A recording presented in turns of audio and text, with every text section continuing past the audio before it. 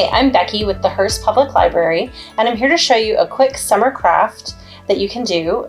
This is part of our STEM Engine series. STEM is science, technology, engineering, and math, and we wanted to give you a fun craft that you can make and play with at home throughout the summer. So today we're going to be making pinwheels. Pinwheels are a great way to visualize wind blowing. So air doesn't have any color to it, obviously, but when you see a pinwheel blowing, then you can visualize the force of the wind. Okay.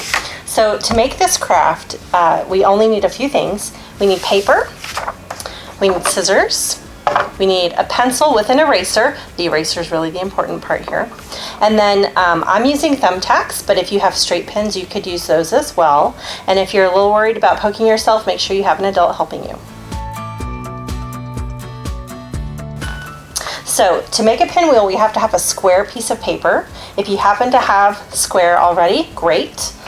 If you don't, and you have just regular copy paper or any size paper, you can make a square from a rectangle very easily by folding the bottom corner flat to the side to make a 90-degree angle.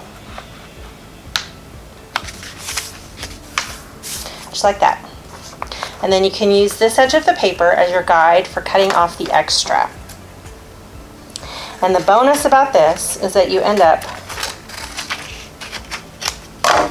with a bookmark. I have lots of bookmarks because I've made lots of pinwheels. Okay, so we have our paper folded in half. We're going to unfold it and fold the other way so that we end up with lines intersecting in the middle.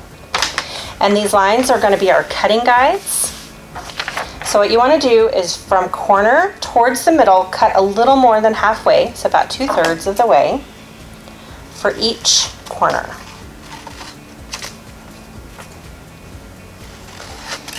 I'm just going to do that on all 4 corners. And what you're going to end up with is something that looks like this.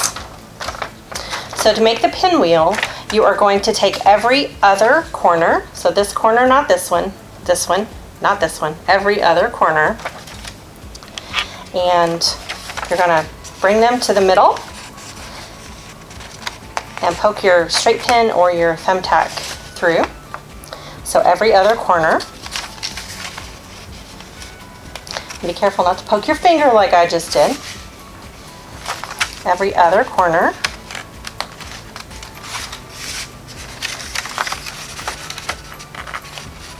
And then once you have your 4 corners on your pin, you're going to look inside for that middle where the 2 lines cross, and you're going to poke through.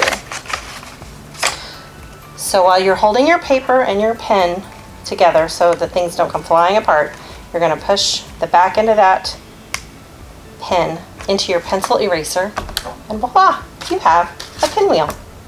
If you have 2 pieces of paper, you can make a bicolor pinwheel like this. If you have fun scrapbook paper that's different designs on either side, you can make a pinwheel like this, but they're pretty just as they are with one single piece of paper.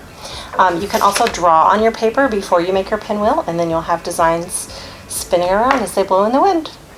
Enjoy!